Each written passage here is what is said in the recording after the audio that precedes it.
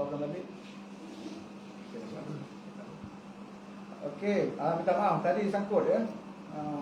Mungkin cuaca sekarang ni hujan di luar sana. Takut ada gangguan internet tadi. Saya terus sambung balik semula lah. Masa sebenarnya tak panjang dah sebenarnya, tapi nak dan nak habis dah pun tadi, tapi terputus juga.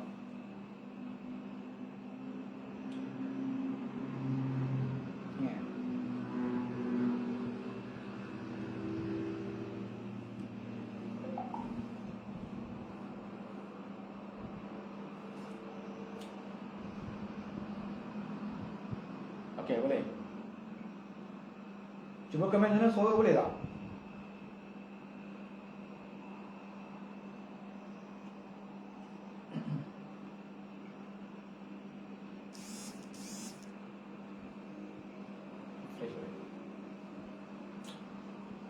Waalaikumsalam. Mat Iskandar, macam mana suara? Okey ke, clear tak suara? Sebab baru saja terputus ni tadi.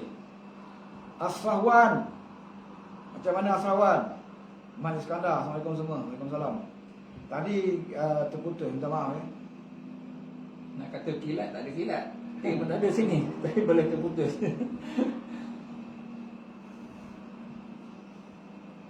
Jadi kita bersambung sikit je lagi pun kan. Soalan pada tadi apa ni? Berkenaan dengan apa ni, moga tentera boleh berpolitik. Dah siap dah kan. Jadi apa? Saya rasa yang macam tentang undi pos ya. Jadi macam saya sebut tadi lah, kita akan bincang topik khas sebenarnya tentang kewajaran undi pos ataupun undi awal. Saya ingat ada masa nanti saya nak minta panggil Rafiq Zaidi kita, Akhirat, yang pakar dalam undi awal ni. Seperti mana yang saya sebut tadi, saya setujulah dengan pendapat beliau ya. Kalau susah-susah sangat, kita hapuskan saja undi awal ni, mana warga tentera dan juga polis tidak perlu mengundi.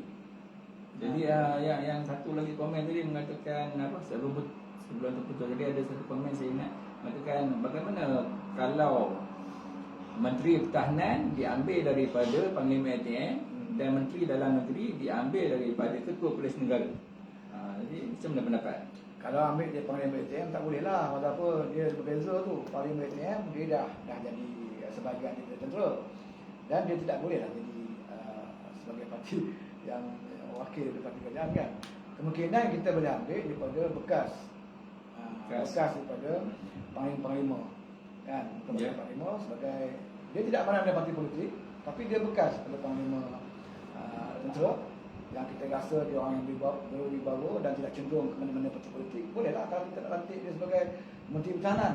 Kalau dia ada kepakaran ataupun kita tengok dia memang seorang parlimen yang dalam perkhidmatan, seorang parlimen yang bagus, yang menentang rasuah kan. Tapi kalau dia rekod pun sebagai parlimen pun kaki makan duit, tak boleh lah kan. Jadi kita lantik dia sebagai senator, walaupun dia tak tanding pendengar dia, ambil senator dan jadi Menteri Pertahanan. Tidak ada masalah. Seperti mana yang kerajaan PN ni pun lantik Menteri Kewangan daripada bukan orang parti pun. Kan Zafrul ada orang bank. Sebab itulah dia perjuangkan bank banyak. Sebenarnya kepentingan bank dalam kerajaan sekarang ni. Jadi kalau kita lantik Menteri Pertahanan daripada jeneral, tidak ada masalah. Asalkan terbukti sepanjang sampai mata ni dia tidak ada kontroversi. Sepanjang jadi parlimen, dia seorang parlimen yang berani, dia tahu dari segi perkhidmatan dan dia tahu masalah dalam tentera kan, apa yang berlaku dalam tentera, dan dia bukan orang yang sentiasa menjadi sebutan di kalangan warga tentera sebagai panglima yang tidak disukai. Mereka bawah suka kepada dia, pegawai pun suka dia, dan dia tidak ada kes sepanjang jadi panglima. Jadi boleh kita angkat dia sebagai Panglima ATM. Jadi kalau dia jadi bukan Panglima ATM, dia jadi sebagai Menteri Pertahanan. Kalau dia Menteri Pertahanan, orang macam ni, seorang bekas jeneral yang hebat, yang telus, jadi Menteri Pertahanan, jadi panglima-panglima yang lain akan jadi takut nak buat sesuatu perkara. Sebab dia daripada tentera. Memang tahu. Jadi nak lentong-lentong tak payah. Memang tahu. Saya pernah jadi jendera. Siapa nyamuk, siapa dalam tentera boleh tahu kan. Tapi susah nak cari kebanyakan jendera ni. Kebiasaannya adalah perkara-perkara yang tak apa ni kan. Ya. Susah sebenarnya. Dia walau macam mana pun paling pentingnya kalau lah sebab tu kita nak galakkan bangsa tentera ni biar dia bergiat dalam parti politik. Sebab nak jadi menteri pertahanan pun kalau boleh biar daripada ahli parti. Kita tak mahu kalau boleh kalau kita perintah pun sebelum bolehnya kita elakkan nanti senator ni. Kan selelaknya biarlah dia bangkit dari bawah berjuang di parti politik dan dia jadi menteri. Kalau nanti senator ni saya rasa dia tidak ada tanggungjawab dari parti. Kan dia tak fikir parti ni kalah dalam pilihan raya ke. Parti ni tak dapat sambutan daripada masyarakat, dia tak fikir. Pasal dia bukan ahli parti. Dia makan gaji bila dia ada senator. Kalau kita jatuh, dia tak salah. Dia tak ada tanggungjawab. Sebab tu kita elakkan nanti menteri daripada senator-senator. Kan kecuali kalau dah terpaksa lah, dah tak ada dah orang nak pegang dan itu orang hebat, apa salahnya? Kan kita nanti. Biasa dalam parti kita sendiri pun ramai yang berkebolehan walaupun dia bukan tentera, tapi dalam keadaan kita ada daripada Saifuddin Nasution yang bukan tentera lah, Rosman Imran, seorang yang okey, yang ada wawasan. Dia bertanding di Parlimen Lumut, dulu dia menang. Kemudian PRD 14 tukar pada amanah. Dr. Hatta kalau tak salah, dia tanding di Lumut. Dr. Hatta menang dan dia bertanding di Dun. Dan dia jadi ahli parlimen dan sekarang ni dia sebagai senator. Sebagai menteri. Okey, saya rasa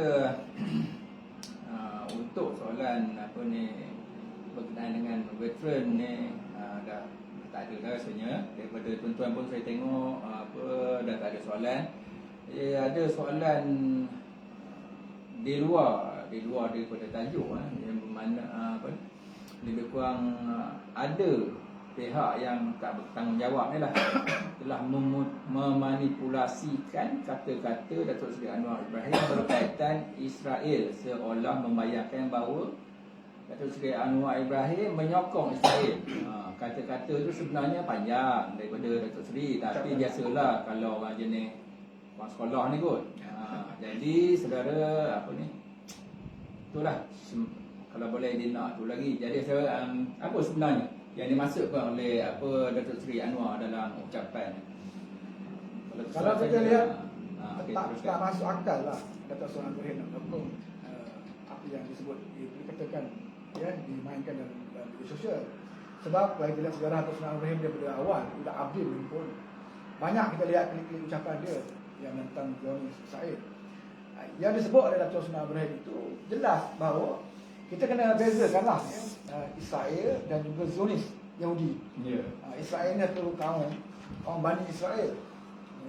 Jadi kaum ni tidak ada kita kata Israel yang mesti jahat. Israel yang jahat. Sebab ada Nabi yang yang berasal daripada Bani Israel. Ramai Nabi yang berasal daripada Bani Israel. Jadi kita orang Melayu ni dah biasa bersebut Israel dah jahat lah kan. Tapi ayam Israel kita makan. Ayam Israel kita makan pula kan. Semua mahal ayam Israel tu. Tapi bila sebut Israel kita rasa tak boleh Israel tak boleh kan.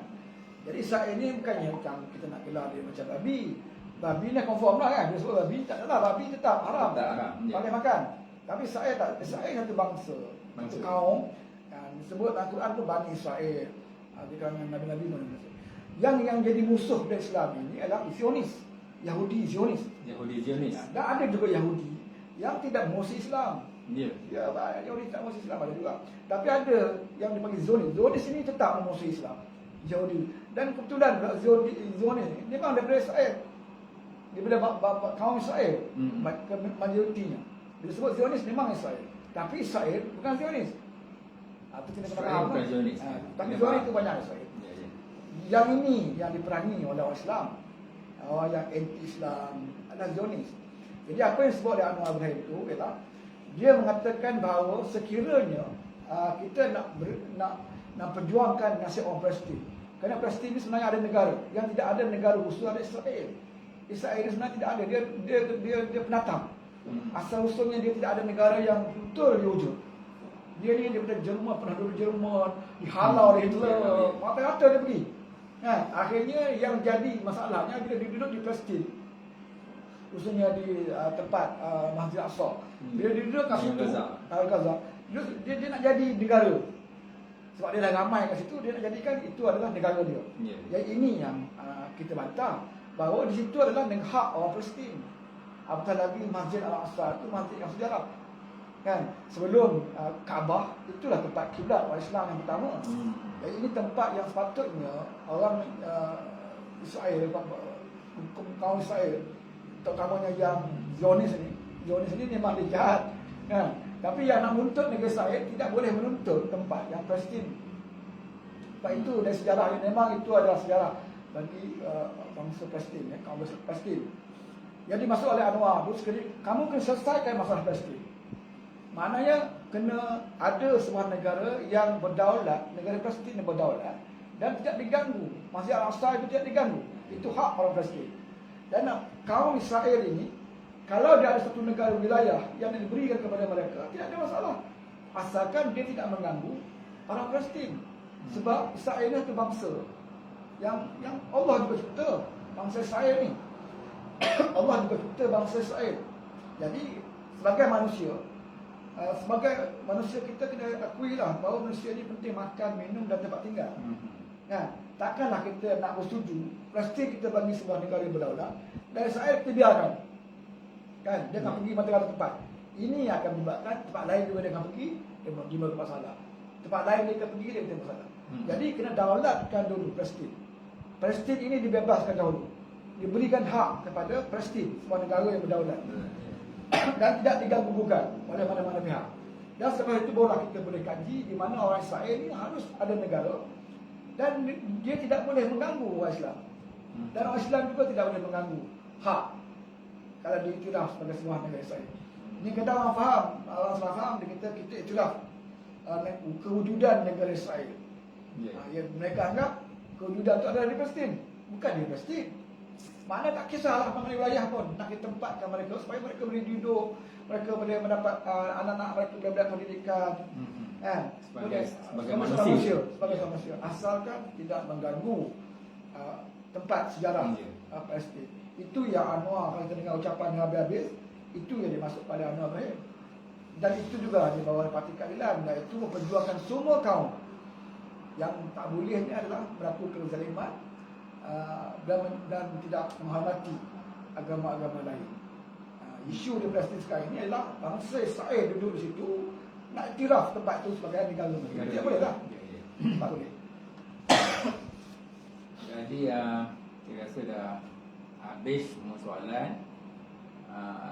Ada apa-apa kata-kata akhir pesanan untuk apa seruan sampaikan kepada penonton kita luar sana? Tak kisah berkenaan apa. Okey, Azmi Harun. Suara tak jelas dulu. Ramai kata suara dalam macam ni. Okey. Mega team main Azman ni, saya sokong dekat kita tu bagi itu. Okey. Okey, kesimpulannya dalam isu Persatuan Bekas Tentera untuk beberapa parti politik, kalau tanya saya peribadi, saya seorang bekas tentera, saya rasa adalah lebih baik dan lebih bijak dan juga lebih berkesan sekiranya bekas-bekas tentera yang berada dalam mana-mana persatuan supaya memilih mana-mana parti politik yang ada sekarang ini, yang telah muncul sekarang ini. Dan saya lihat tidak ada parti lain lah yang sepatutnya boleh disertai oleh tentera melainkan Parti Keadilan. So Parti Keadilan lah satu parti yang sampai hari ini kita lihat istiqamah. Tak nampak dia punya klik dia kan. Kalau kita lihat parti Bersatu, dia kena kawan, dia sanggup kena rakan sendiri. Dan tubuh kerajaan sekarang ini, dan kerajaan itu dikritik hebat sekarang ini. Tengok UMNO macam tu juga, ya. Di kalangan UMNO, bahagian UMNO hari-hari hentam kerajaan Muhyiddin, hari-hari hentam. Tapi dalam masa yang sama pemimpin mereka berada dalam kerajaan, masihlah juga dalam jadi. Bagaimana parti UMNO sendiri, parti tidak boleh dicari. Sebab di kalangan mereka pun tidak ada yang berani nak keluar tarik diri sokongan daripada PN. Di luar yang tak dapat menteri bercakap sedap, sebab dia tak dapat menteri, dia hentam kerajaan PN. Yang dapat menteri di kalangan UMNO, mereka diam je. Sebab mereka dapat jawatan. Jadi di situ UMNO juga parti yang tidak boleh dicari. Sebab di kalangan mereka tidak ada nampak ada tuju. Separuh kata kena keluar, separuh kata pertahankan dulu. Itu UMNO. PAS langsung tidak boleh dicari. Sebab PAS ni, kita pernah dengar PAS kata, kalau PAS bergabung dengan mana-mana parti politik, yang penting sekali PAS mesti dominan. Itu kita dengar. Kalau PAS nak berada dalam Pakatan Rakyat, PAS mesti dominan. Kalau PAS nak berada dalam Masyarakat Nasional atau mana-mana bergabung dengan UMNO, PAS mesti dominan. Tapi yang kita lihat sekarang dominan ke PAS? Bila berada dalam parti Pakatan Nasional, tak dominan apa? Suara dia pun nak dengar. Macam nak dengar, dia tak boleh nak bantah apa segala kemungkaran yang berlaku. Kan? PAS pun tak berani nak bantah. Tambahlah judi banyak mana pun, PAS tak berani nak bantah. Buatlah apa pun, kes adik pun tak selesai. Kan? RU 35 pun tak boleh selesai. Sedangkan cukup senang kalau PAS nak bawa RU 35. Sebab Menteri Undang-Undang dia parti PAS. Dah tentu ya. Takiuddin. Ya. Dia antara orang yang boleh menentukan RU itu dibawa di Parlimen. Tapi nak buat macam mana? Parlimen tutup kedai sekarang ni. PAS pun tak nak bunyi. Macam mana nak bawa RU? Macam mana nak bawa hudud? Jauh lagi lah. Parlimen tutup kedai. Ya. Kan? Dan kita lihat di bawah kerajaan internasional ni, masjid-masjid dihadkan kepada 50 orang, jarang. Tapi pada masa yang sama, Pusaraya boleh buka. Kan? Banyak tempat yang boleh buka. Tidak ada seratan 50 orang berapa semua. Jaga SOP sebagainya. Jadi banyaklah kita lihat. PAS langsunglah parti yang kita lihat. Memang dia ikut apa yang boleh menguntungkan dia akan pergi lah. Dia akan pergi. Walaupun cakap dengan penyokong, dia kata PAS ni parti menjadi kingmaker. Kalau kita nak bersama dengan Pakatan Rakyat atau Pakatan Harapan, kita akan join dengan mana-mana parti pun, kita kena tentukan bahawa kehendak kita tu dipenuhi. Kalau tidak, kita tarik sokongan dia. Sampai sekarang PAS tak tarik sokongan dengan PM. Kan? Banyak. Jadi PAS memang parti yang pun tak boleh kita yakin di peringkat pusat mereka berbalah dengan UMNO sekarang ni. Walaupun dulu kawan dia, tapi bila mereka dah berada jadi menteri dalam kerajaan, mereka dah tinggalkan UMNO. Dia peringkat pusat UMNO. Tapi dia lebih faham pula, dia bergabung Muafakat Nasional. Dia main Muafakat Nasional yang dipaham ni bersama dengan PAS. Dan PAS juga bermata dengan Bersatu dipaham. Jadi PAS ni main dua kolam. Jadi parti yang dua kolam ni tak bolehlah kita masuk. Kan? Sebab dia ikut kepentingan pemimpin mereka lah. Dia tak kira dia seorang bawahan. Jadi parti yang jelas kiak lah. Bila kita bersama Pakatan Harapan, Mahathir nak buat baik, kita sokong. Bila Mahathir buat jahat, kita lawan. Dia. Kan? Sampai sekarang pun kita lawan Mahathir. Kan? Jadi parti PKR adalah parti yang menampak konsisten. Kalau PKR nak hidup, lama dah PKR boleh jadi kerajaan. Kan? Berpakat dengan UMNO, bagi letak syarat, buang kes Najib, buang kes Zahmidi, UMNO nak jadi PM. Tapi tetap kita pegang istiqamah. Kalau siapa nak sokong, nak bersama dengan PKR, mesti terima agenda reformasi. Tidak ada syarat. Dia kes kena buang ke. Ini PKR. Jadi kalau yang Azmin nak keluar. Tidak ada masalah. Tak ada kita nak pujuk Azmin, tarik kes ke apa semua, nak kuatkan balik. Tak ada. Yang keluar. Biarlah tinggal PKR ni, berapa orang yang ada, yang setia dengan parti dan istiqamah dengan parti. Kalau kita tak dapat ambil alih kerajaan dalam masa yang terdekat, kita buat kerja untuk menghadapi PRU 2019. Dan kepada bekas tentera, percayalah, ya, ramai kawan-kawan kita pun dah ada dalam keadilan.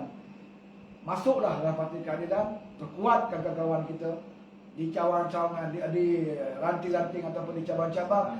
Carilah bekas-bekas tentera yang lain dan yakinlah parti keadilan saja yang boleh memperjuangkan nasib bekas tentera, bukan saja bekas tentera, polis dan juga nelayan, juga orang FEDA dan sebagainya. Ya, parti lain tak pandang lah. Dan kita lihat mata kita sekarang ni, apa yang UMNO dah buat, apa yang Bersatu dah buat dan apa yang PAS dah buat, tinggal parti keadilan saja. Yang masih lagi kita belum tunjuk parti keadilan ini menjadi kerajaan yang dipimpin oleh parti keadilan sendiri. Kan? Jadi nak persalahkan keadilan dalam kerajaan 22 bulan tak boleh. Sebab dia dipimpin oleh Mahathir Mohamad. Sebab itu kita nak kali ini nama Anwar Ibrahim itu kita angkat sebagai menteri, barulah kita boleh hukum parti keadilan ini sebagai parti yang boleh cari ataupun tak boleh dipercayai. Okey, ada apa soalan? Isa Eke katanya dalam keadaan hari ini siapakah harapan rakyat untuk membubarkan darurat dan buka parlimen? Ini soalan yang apa ni? Macam soalan. Dalam keadaan hari ini, siapakah harapan rakyat untuk membubarkan darurat dan buka parlimen? Macam mana tu? Siapakah? Kuasa yang tertinggi sekarang ni yang Telangong lah. Tak ada lain lah. Telangong lah. Biar darurat ni sebenarnya sebagai ikutkan darurat ni di bawah bila istilah saja darurat, kalau sepenuhnya ada Tuan Agong. Kalau Agong tetah buka parlimen, kena buka lah. Tapi setakat ini Agong tidak tetah buka parlimen. Agong cuma kata parlimen boleh bersidang. Boleh bersidang. Dia kata boleh. Boleh dengan mengarah, menitahkan buka di berbeza. Dia kata boleh saja. Tapi sepatutnya kalau Perdana Menteri ini orang yang menghormati istana, bila Agong kata boleh, buatlah.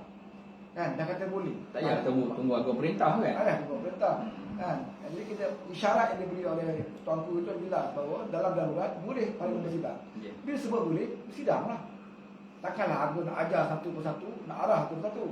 Tapi itulah dia, kalau dah Perdana Menteri macam ni, akhirnya kita harap Agong akan keluar arahan. Tukar cetak. Pasal kita ada Perdana Menteri yang tak kerti bahasa. Perdana Menteri yang tak faham isyarat yang diberi oleh raja-raja, isyarat yang diberi oleh Agong itu, Perdana Menteri tak faham. Jadi kena keras sikit. Iaitu perintah. Perintah buka parlimen, batalkan darurat. Sebab darurat terbukti bila buat darurat, COVID bertambah.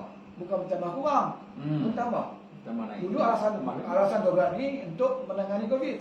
Sekarang ni bila ada COVID, kes bertambah, duit pun bertambah banyak keluar, tak boleh diaudit, tak boleh dipertikaikan sebab parlimen tutup. Orang petikai, di mana dapat duit? Di mana kamu belanja duit? Tidak ada siapa yang boleh pertikaikan. Kita tengok kontrak dibagikan dengan sewenang-wenangnya, kan? Peruntukan dikeluarkan, tak tahu dari mana nak ambil, dan banyak duit dah habis. Kita berpelik duit untuk vaksin contohnya dalam bajet dah keluar pada 7 juta. Kali ini katanya tambah lagi hutang lagi. Hutang untuk keperluan vaksin. Berapa peratus saja rakyat Malaysia yang dapat vaksin? Mengapa vaksin nak perlu tambah duit untuk beli? Seolah-olah dah seluruh Malaysia dah cukup dah. Vaksin dah cukup. Masalahnya peratus yang cukup pun tak tahu berapa peratus. Macam mana boleh tambah peruntukan untuk nak vaksin? Maknanya ke mana duit tu? Jadi nak tikai macam mana? Tikai dalam Facebook je lah. Parlimen tak buka. Jadi sebab itu saya katakan, bila lah buka parlimen, memang tak cukup tempat, tak cukup tanah pokok akan lari akan dipersoalkan dalam parlimen. Sebab itulah mereka berharap supaya darurat ini dapat ditanjutkan lagi, supaya parlimen terus tutup dan kita pun semakin lama semakin teruk. Jadi inilah bahana dia. Bila orang tak beritahu politik, kan? Sebab orang kata tak beritahulah politik. Yang penting kita boleh hidup. Siapa kerajaan pun sama lah. Kita lah dari getah lah. Kalau kita nelayan je. Tak kisah siapa kerajaan. Jadi berlaku macam ni, baru kita tahu politik itu penting sebenarnya. Inilah menentukan ekonomi kita, kehidupan kita, anak-anak. Dan sekarang ni mereka tak semua. Anak-anak yang tak tahu politik pun mereka turut ternaya, kan? Jadi itulah saya katakan bahawa tidak ada lain lagi lah. Kita cuma mengharapkan Majlis Negeri Raja yang dikatakan dulu sepatutnya dah bersidang Majlis Raja tangguh kepada bulan Jun, tak salah, kan? Dan kita harapkan bulan Jun ni bersidang lah juga. Jangan ada tangguhkan lagi. Dan kita harapkan Majlis Raja akan berikan satu pandangan ataupun nasihat ke perubahan tuanku, supaya melihat keadaan politik negara sekarang ini. Ya. Janganlah kita tak mahulah nanti rakyat memandang serong kepada istana. Ya, antara orang politik berhal kita pandang serong kepada istana. Jadi kita nak elak daripada perkara ini. Kita harapkan Majlis Negeri Raja akan bersidang dan memberikan nasihat dan juga pandangan kepada penduduk tuanku untuk menamatkanlah malapetaka yang sekarang berlaku pada negara kita. Kena bertindak awal. Kalau kita lambat bertindak, bila dah hancur, bukan saja rakyat akan menerima akibat, bahkan semua pihak, termasuklah istana-istana juga akan menerima kesan sekiranya negara ini hancur.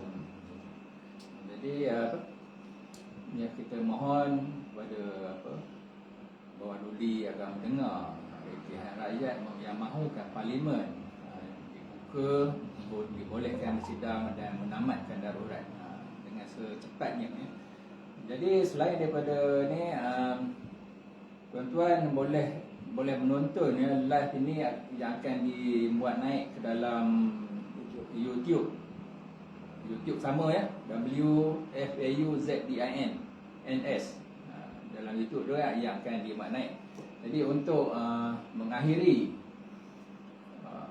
wawancara kita pada malam ini, elok kita nitipkan doa untuk saudara-saudara kita di Palestin sana. Kalau boleh apa saudara Wan, saya baca insya-Allah. Moderator baca. Tuan Haji Asri baca. Jadi kita mulakan dengan Al-Fatihah. Bismillahirrahmanirrahim. Alhamdulillahirabbil alamin arrahmanirrahim maliki yaumiddin. Iyyaka na'budu wa iyyaka nasta'in ihdinas siratal mustaqim siratal ladzina an'amta 'alaihim ghairil maghdubi 'alaihim waladdallin. Bismillahirrahmanirrahim. Ya Allah, ampunilah dosa kami, kaum muslimin dan muslimat, orang-orang mukmin lelaki dan perempuan, mukminin dan mukminat, orang-orang Islam lelaki dan perempuan. Satu padukan hati kami, satu padukan hati mereka dengan kasih sayang. Perbaikilah segala urusan mereka dan bantulah mereka melawan musuh-musuhmu dan musuh-musuh mereka. Ya Allah, laknatilah orang-orang kafir yang menghalang orang-orang lain menuju ke jalan-Mu, dan mereka yang mendustakan para rasul-Mu, dan mereka yang memerangi para kekasih-Mu. Ya Allah, pecah belahkan kesatuan mereka, hancur leburkan kekuatan mereka, dan turunkanlah bencana-Mu yang tidak dapat dielakkan oleh orang-orang yang penuh dosa. Dengan nama-Mu, Ya Allah, yang Maha Pengasih, Maha Penyayang, Ya Allah, sesungguhnya kami mohon perlindungan dan keampunan-Mu. Rabbana atina fid dunya hasanah wa fil akhirati hasanah wa qina azabannar. Sallallahu ala sayyidina Muhammadin wa ala alihi wasallam. Walhamdulillahirabbil alamin. Allahu minna wa minkum. Sekian, selamat malam. Assalamualaikum. Bye bye. Bye bye.